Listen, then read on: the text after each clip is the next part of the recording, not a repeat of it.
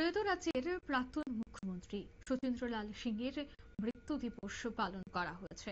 মৃত্যুবার্ষিকী পালন করল ত্রিপুরা প্রদেশ কংগ্রেস। এদিন কংগ্রেস ভবনেই এই দিনটি উদযাপন করা হয়। উপস্থিত ছিলেন প্রদেশ কংগ্রেসের সভাপতি আশিস কুমার সাহা সহ অন্যান্যরা।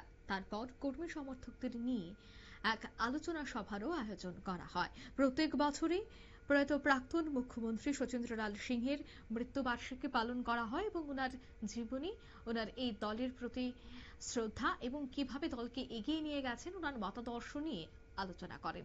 তবে আজকের এই মৃত্যুবার্ষিকী পালনকে কেন্দ্র করে কি বলছেন প্রদেশ কংগ্রেসের সভাপতি আশিস কুমার সাহা, শোনাবো একবার। রাজ্যের প্রথম মুখ্যমন্ত্রী প্রয়াত সচিন্দ্রলাল সিংহের 25তম মৃত্যুবার্ষিকী। এই উপলক্ষে ত্রিপুরা প্রদেশ কংগ্রেসের সেবা দলের উদ্যোগে আমাদের এই দিনটি যথাযোগ্য মর্যাদায় উদযাপন করার লক্ষ্যে আমাদের যে কর্মসূচি, প্রথমেই ওনার প্রতিকৃতিতে পুষ্পার্ঘ্য অর্পণ করে 1 মিনিট নীরবতা পালনের মধ্য দিয়ে আমাদের এই কর্মসূচি আমরা শুরু করি। এরপরে এক আলোচনার সভায় আমরা ওনার জীবন দর্শন নিয়ে এখানে বিভিন্ন প্রদেশ নেতৃত্ব এরা বক্তব্য রাখবেন।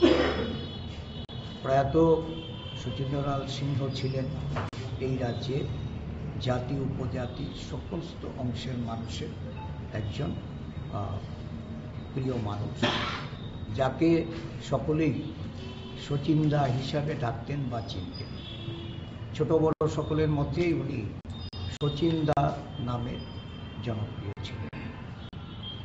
আমাদের রাজ্যের মুখ্যমন্ত্রী হিসাবে এই রাজ্যের কৃষি, শিক্ষা, স্বাস্থ্য, যোগাযোগ ব্যবস্থা সহ মানুষের কর্মসংস্থানের উন্নয়নে যে অনবদ্য ভূমিকা উনি পালন করে গেছেন, আজও এই রাজ্যের মানুষের মধ্যে ওনার প্রাসঙ্গিকতা এটা আমরা অনুভব করি।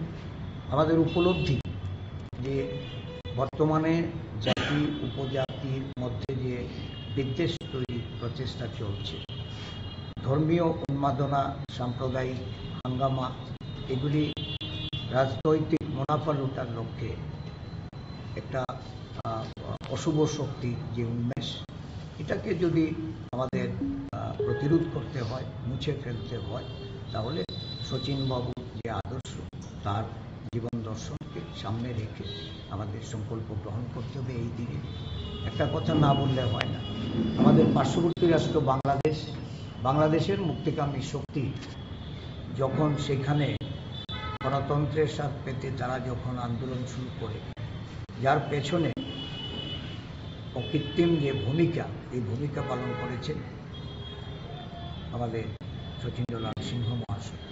এবং বাংলাদেশের মুক্তিযুদ্ধে উনি যেভাবে এই পার্বতী রাজ্য, ছোট্ট ত্রিপুরা রাজ্য থেকে উনি যে সহায়তা প্রদান করেছেন, বা বাংলাদেশের মানুষকে যেভাবে এই রাজ্যে উনি রিফিউজি রূপে তাদেরকে এইখানে জায়গা দিয়ে তাদের সেবা যত্ন করে মুক্তিকামী মানুষকে বাংলাদেশ গঠনে তাদের যে সহায়তা করেছেন, এটা বাংলাদেশের মানুষও আজ স্মরণ করে। তো এই ধরনের ব্যক্তিত্ব, এটা আমাদের সকলের আমরা অনুসরণীয়। আমরা আগামী দিনগুলিতে ওনার এই ওনার যে ভূমিকা রাজ্যের জন্য, দেশের জন্য, এই ভূমিকাকে আমরা জনসম্মুখে তুলে ধরে জাতি উপজাতির যে ঐক্য, এই ঐক্য বজায় রাখার আমরা আহ্বান রাখছি। উনি একমাত্র মুখ্যমন্ত্রী যিনি তার মুখ্যমন্ত্রিত্বকালে সর্বপ্রথম আদিবাসীদের তাদের প্রতিনিধিদের ডেকে কেন্দ্রীয় সরকারের খরচায় উনি প্রথম 1950 সালে বকাফাতে প্রতিনিধি সম্মেলন করে এই রাজ্যের আদিবাসীদের তাদের উন্নয়নের জন্য। আপনারা শুনলেন প্রদেশ কংগ্রেস সভাপতি আশিস কুমার সাহার বক্তব্য তিনি তুলে ধরলেন যে এই মুখ্যমন্ত্রী অর্থাৎ সচিন্দ্রলাল সিং থাকাকালীন রাজ্যে ঐক্য সম্প্রীতি বজায় ছিল।